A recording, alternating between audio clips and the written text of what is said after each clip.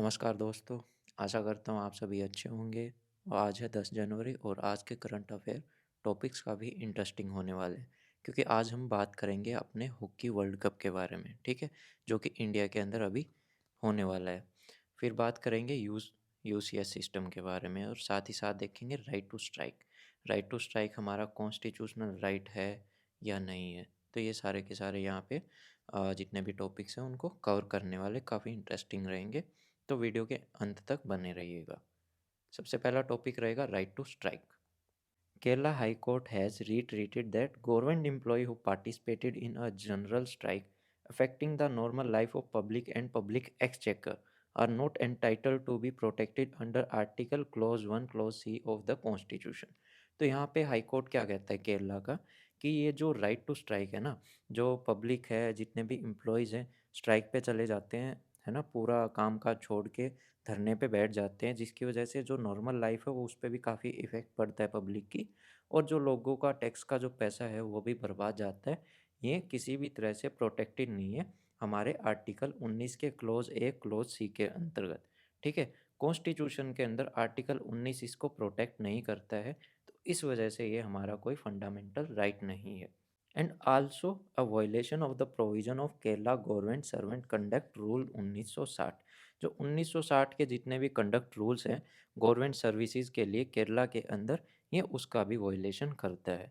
अब यहाँ पे बात करते हैं what is right to strike. Strike is a collective refusal by the employees to work under condition required by the employers.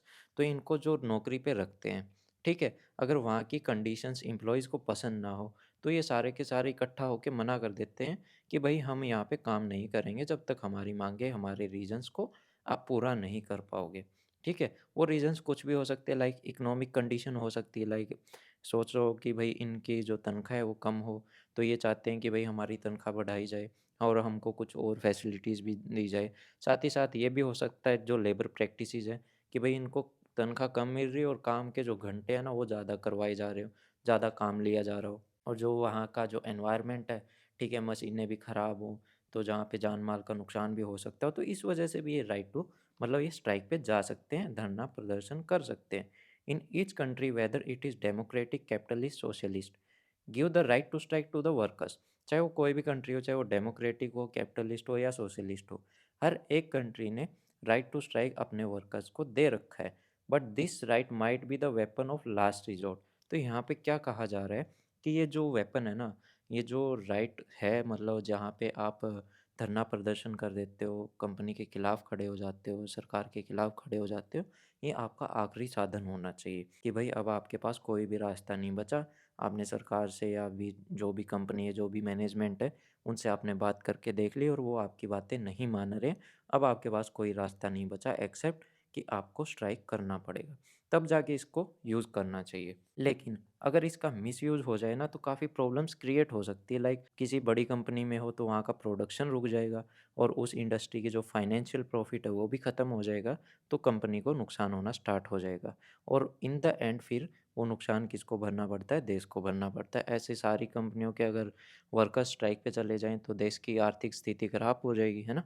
In India right to protest is a fundamental right. देखो, यहाँ पे right to strike और right to protest के अंदर में है ना थोड़ा-सा डिफरेंस है। राइट टू स्ट्राइक आपका फंडामेंटल राइट नहीं है, वो आपका लीगल राइट है। एक और लीगल राइट है हमारा राइट टू प्रॉपर्टी, वो भी लीगल राइट है, ना कि फंडामेंटल राइट। तो इसी वजह से राइट टू प्रोटेस्ट, आप है ना प्रोटेस्ट कर सकते हो, आप आपकी नाराज़गी ज़ाहिर कर सकते हो, लेकिन आप स्ट्राइक नहीं कर सकते अंडर फंडामेंटल राइट कि भाई हम काम नहीं करेंगे, है ना? आप नारेबाज़ी लगाओ कंपनी के खिलाफ कि अगर वो कुछ गलत कर रहे हो तो ये आपका प्रोटेस्ट हो गया। ये नहीं है कि आप वहाँ पे बैठ के हम काम ही नहीं करेंगे।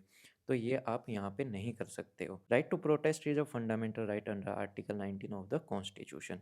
But right to strike is not a fundamental right but a legal right. ये आपका लीगल राइट है। With this right statutory restriction is attached in industrial dispute act 1947।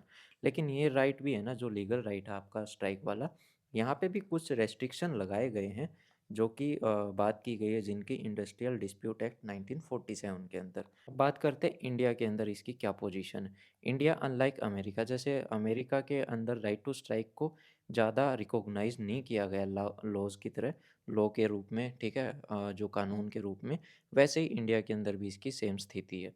The trade union act 1926, जो ट्रेड यूनियन एक्ट 1926 है, उन्होंने पहली बार ये provide किया था लिमिटेड राइट टू स्ट्राइक, कि भई आपके पास राइट टू स्ट्राइक तो है, लेकिन उसके अंदर भी कुछ लिमिटेशन है, जिसकी वजह से ये लीगलाइज़ हो पाया था। कुछ एक्टिविटीज़ आप राइट टू स्ट्राइक के अंडर में कर सकते हो, लेकिन वो वही कर सकते हैं जिनकी जो यूनियन है ना, वो रजिस्टर्ड हो, ठीक है? रजिस्टर्ड ट्रेड यूनियन को ही ये अधिकार है, ये लीगल राइट है कि वो स्ट्राइक कर सकते हैं, अदरवाइज़ ये आपको अधिकार नहीं है, ठीक है ना? यहाँ पे वही सब बताया गया है।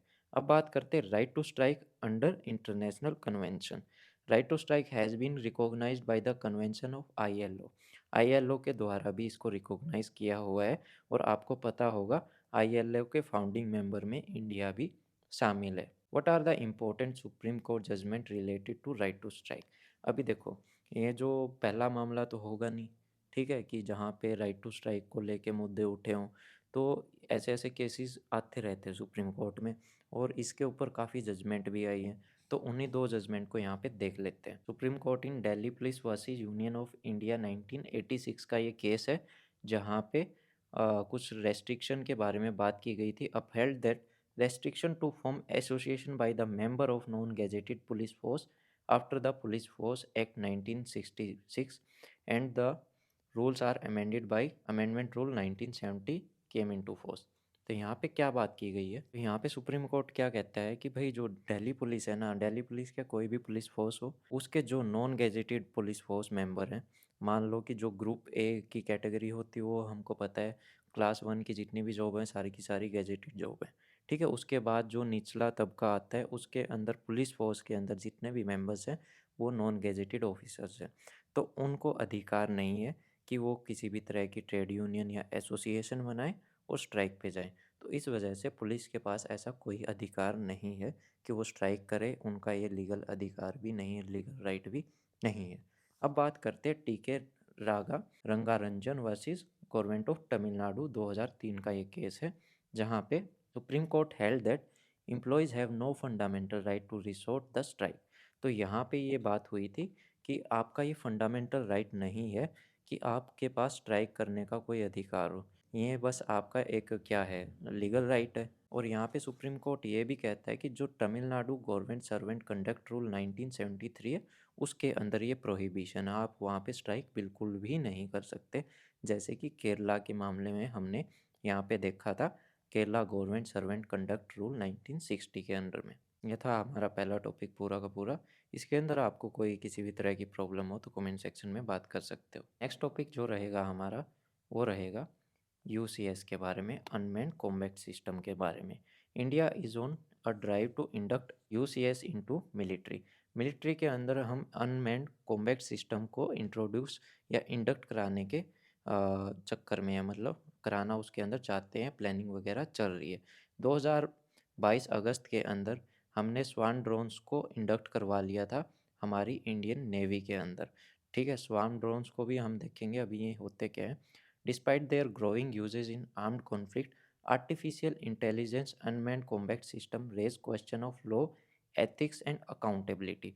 तो यहाँ पे देखो बहुत अच्छी बात की गई है कि जो अनमैन्ड कॉम्बैट सिस्टम है, इसमें देखो मशीनें काम करती हैं, ठीक है? पूरा सॉफ्टवेयर सिस्टम काम करता है, यहाँ पे कोई भी आदमी नहीं होता। यहाँ पे साफ साफ लिखा हुआ है ना, अनमैन्ड।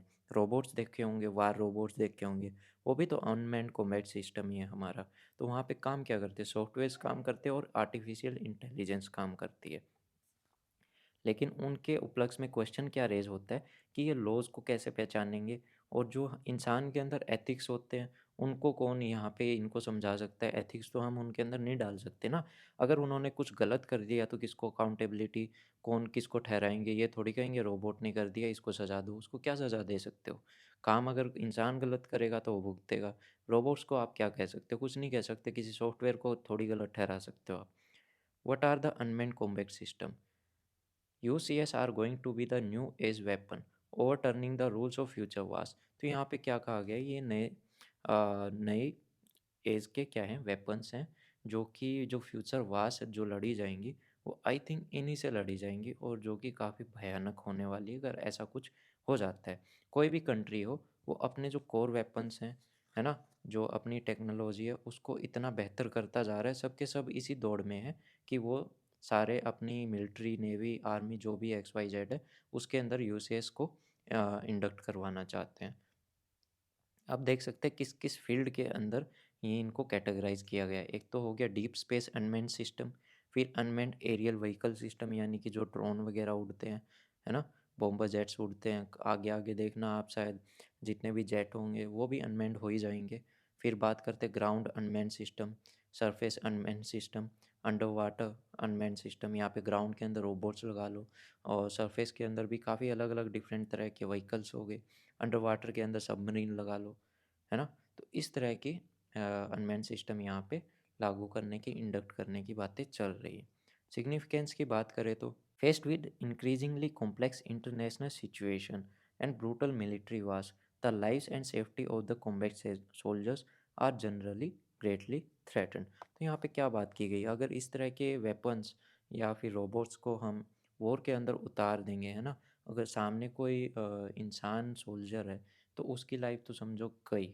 अगर वो एक गोली चलाएगा तो रोबोट को कितना ही नुकसान हो जाएगा और रोबोट अपना काम लग गया करने।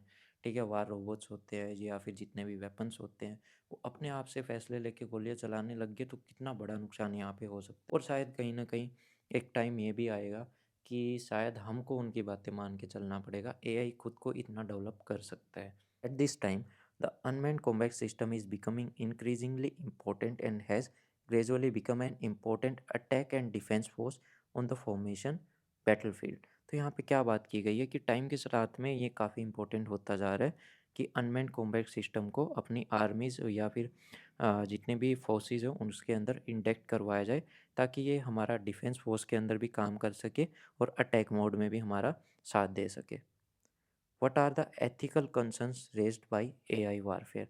यहाँ पे भी सेम थिंकिंग बताई गई है कि किस किस काम में ये हो सकता है। तो यहाँ पे आप देख के एक बार को पढ़ लेना। अब यहाँ पे बात करते हैं risk of shared liability. AI warfare enhance the risk of shared liability between the network system, particularly when the weapon algorithm are sourced from abroad and when the satellite and link system that enable combat solution are not under the control of users। तो यहाँ पे क्या बात की गई है, जो system software, ठीक है, सॉफ्टवेयर की वजह से चलता हो तो सीधी सी बात उसको भी कोई कंट्रोल करेगा। और जो चीज़ें टेक्नोलॉजी से रिलेटेड है तो कहीं ना कहीं हैक भी हो सकती है। अब मान लो कोई भी एक जगह से कोई सोल्जर उसको ऑपरेट कर रहा है, ठीक है, सारे वेपन्स को। अब मानो कि अगर उसके हाथ से ही वो पूरा कंट्रोल किसी और के हाथ में चला जाए तो कितना भयानक काम हो सकता है ना? कितनी जानें बर्बाद हो सकती है, उनको कोई और ऑपरेट कर रहा हो आपके नाम पे। तो ये इस तरह की लायबिलिटीज़ यहाँ पे काफ़ी बढ़ जाएंगी इन फ्यूचर। Confidence undermining. अब एआई को हम कुछ लाइक उसका कुछ नहीं पता। आर्टिफिशियल इंटेलिजेंस एक मशीन लर्निंग प्रोग्राम है जो कि खुद से सीखता है। कितना सीखता है वो वही जानता है। अगर उसके पास ज़्यादा डेटा होगा तो ज़्यादा अच्छे से काम कर पाएगा और कम होगा तो कम के रूप में ही वो अपने फैसले ले लेगा। तो इस वजह से यहाँ पे ये भी डर रहता है। फिर बात करते हैं inconsistent with the laws of war, कि भाई जितने भी जो लड़ाइयाँ होती हैं वहाँ भी कुछ एथिक्स होते हैं, कुछ वॉर के लोग होते हैं। लेकिन जो ये ऑटोमेटेड वेपन सिस्टम है, इनके लिए कोई रूल मेरे को नहीं लगता कि ये ऐसे फॉलो करने वाले हैं। जब तक इनको कमांड नहीं दी जाएगी और हमको भी नहीं पता वो कमांड को कैसे ये मतलब इंट्रोड्यूस करवाएंगे। Can not make informed decision. A system of targeting human beings based on probabilistic assessment by computers that act merely on the machine learning experience। तो यहाँ पे क्या बात की गई है कि भाई अगर इंसान को देखो, ये टारगेट तो इंसान को ही बनाएगा, किसी ह्यूमन बीइंग को बनाएगा, और वो डिसीजन उसको कौन देगा, एक कंप्यूटर सिस्टम देगा कि हमको इसको अटैक करना चाहिए या नहीं करना चाहिए। ठीक है, ये पूरा का पूरा सिस्टम किस पे है, मशीन लर्निंग पे, कि वो क्या समझ रही है और वो क्या डिसीजन लेगी किसी को नहीं पता। मान लो सामने कोई बच्चा है जिसके हाथ में किसी ने वेपन दे दिया, तो वी डोंट नो कि वो क्या वहाँ पे एक्ट करेगी, कैसे रिएक्ट करेगी। अगर कोई सामने ह्यूमन बीइंग सोल्जर है तो शायद वो डिफरेंटली उस चीज़ को हैंडल कर पाए, लेकिन यहाँ पे मशीनों का हम कुछ प्रिडिक्ट नहीं कर सकते। पटास स्वॉन ड्रोन्स, ये एक कलेक्शन है छोटे छोटे और लाइट वेट एरियल व्हीकल्स की, छोटे से स्मॉल ड्रोन्स की, जिनको कलेक्टिवली क्या किया जा सकता है, एक ही जगह बैठ के कंट्रोल किया जा सकता है सबको, है ना? और इनके अंदर काफ़ी अलग-अलग कैपेबिलिटी हैं, लाइक ये अटैक मोड में भी जा सकते हैं, अगर इनको किसी मिशन में भेजा जाए, और ये सर्विलेंस की तरह भी काम कर सकते हैं, ठीक है? जानकारियाँ जुटाने के अंदर भी इनको यूज़ में लिया जा सकता है। ये भी एक तरह से इनका भी एल्गोरिथम वो एआई बेस्ड सॉफ्टवेयर्स के ऊपर है, तो मतलब यहाँ पे मिनिमम ह्यूमन इंटरवेंशन रहती है, मतलब ये सारा का सारा ऑलमोस्ट काम खुद से ही करते रहते हैं। जो नेक्स्ट जो टॉपिक रहेगा हमारा वो रहेगा glacier, global glacier change in 21st century, कि भाई जो 21वीं शताब्दी है यहाँ पे जितने भी ग्लेशियर्स है ना वो बिल्कुल अंत तक आ रखे हैं। यहाँ पे देखो ये एक पुराने टाइम में था ग्लेशियर, अभी इसकी क्या हालत है, ख़त्म ही हो गया, कुछ बचा ही नहीं यहाँ पे। और यहाँ पे भी देखो कहाँ तक स्नो थी और ये कहाँ तक ख़त्म हो चुकी है। ये बिफोर एंड आफ्टर की फ़ोटोज़ है जो मैंने अभी आपको दिखाई।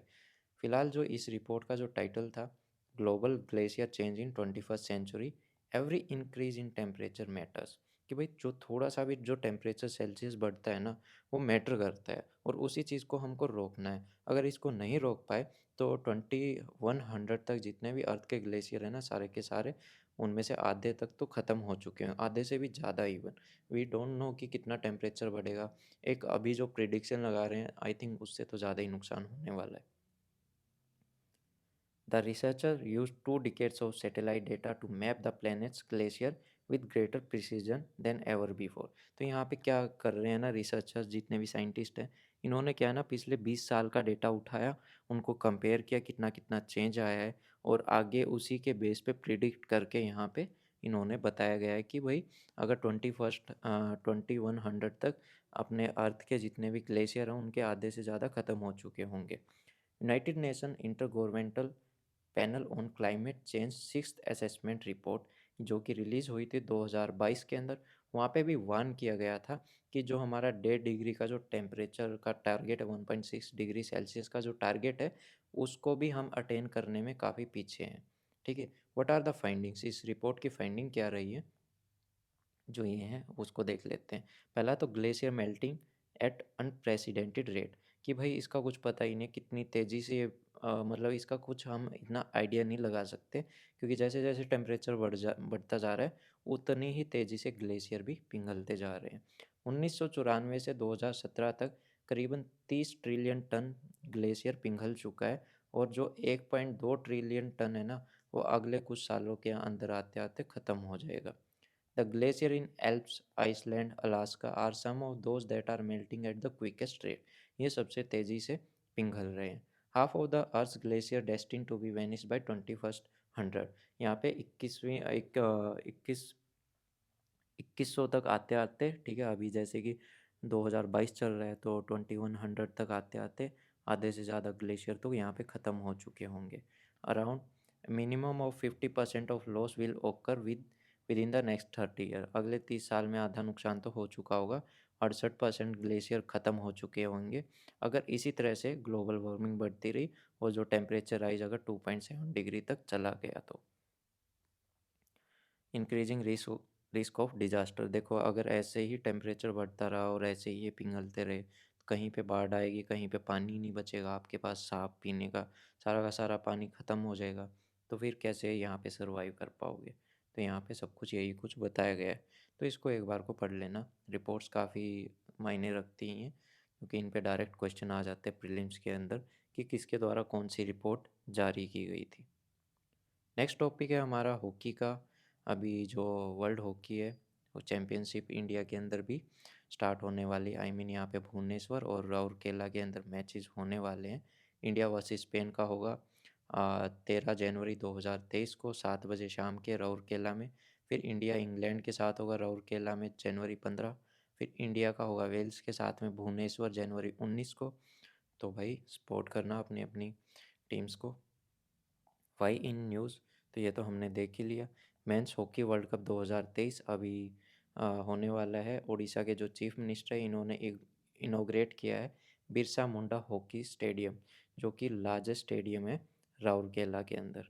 ठीक है, 15th edition of international hockey federation hockey world cup 2023 will be held in Bhubaneswar and Rourkela from 13 January से लेके 29 जनवरी तक इंडिया के अंदर ये पूरी चैंपियनशिप होने वाली है। What are the key points of Hockey World Cup? Conceived jointly by India and Pakistan as the premium standalone competition for hockey outside of the Olympics and approved by the International Hockey Federation in 1969। देखो अ, क्या है ना, ये India में भी होने थे पहले भी और पाकिस्तान में भी। देखो अदर देन ओलंपिक्स की अगर हम बात करें तो ये इंडिया में भी होने थे और पाकिस्तान में भी, है ना। लेकिन ये पहले किसी कारणवश यहाँ से टहल गए थे, आई मीन इनको पोस्टपोन कर दिया था, इंडिया की बजाय किसी और डेस्टिनेशन पे इनको करवाया गया था। While the first edition in 1971 was allotted to Pakistan before being move to Spain. 1971 का जो पहला एडिशन था वो पाकिस्तान में होना था, लेकिन किसी पॉलिटिकल और सिक्योरिटी इश्यूज़ की वजह से इसको मूव कर दिया गया स्पेन के अंदर। और इंडिया में कब होना था? 1975 के अंदर, before the governance issues force it to move to Malaysia. कि भाई गवर्नमेंट के कुछ इश्यूज़ थे, जिसकी वजह से बाद में इसको मलेशिया के अंदर मूव कर दिया गया। Pakistan was the inaugural World Cup winner defeating Spain in 1971। तो 1971 में पाकिस्तान ही जीता था स्पेन को हरा के। The last World Cup hockey was played in 2018 where Belgium जीत गया था, किसको हरा के? नीदरलैंड को। तो ये सब थोड़ा सा देख लेना। आजकल स्पोर्ट्स के ऊपर भी काफ़ी क्वेश्चन आ जा रहे हैं प्रीलिम्स के अंदर। What is the international hockey federation? इसका फाउंडेशन हुआ था 1924 के अंदर। Is responsible for field hockey major international tournaments notably the world cup. इसका हेडक्वार्टर कहाँ पे? लाउसेन, स्विट्ज़रलैंड के अंदर। FIH is recognized by the International Olympic Committee as the sole ultimate governing body of the sports of hockey throughout the world। ठीक है, इसको recognise किसने किया है? इंटरनेशनल ओलंपिक कमेटी ने इसको रिकॉग्नाइज किया है, जो कि अल्टीमेट गवर्निंग बॉडी है हॉकी स्पोर्ट्स के लिए पूरे वर्ल्ड के अंदर। तो ये थी हमारी आज की क्लास। अगर अच्छी लगी हो तो वीडियो को लाइक कीजिएगा। कोई सुझाव सजेशन हो तो मुझे कमेंट सेक्शन में या फिर टेलीग्राम पे मैसेज करके बता सकते हो। और इस क्लास की PDF भी आप टेलीग्राम पेज से ले सकते हो, जिसका लिंक आपको डिस्क्रिप्शन में मिल जाएगा। तो तब तक मिलते हैं अपनी अगली क्लास के अंदर। तब तक हैव ए नाइस डे।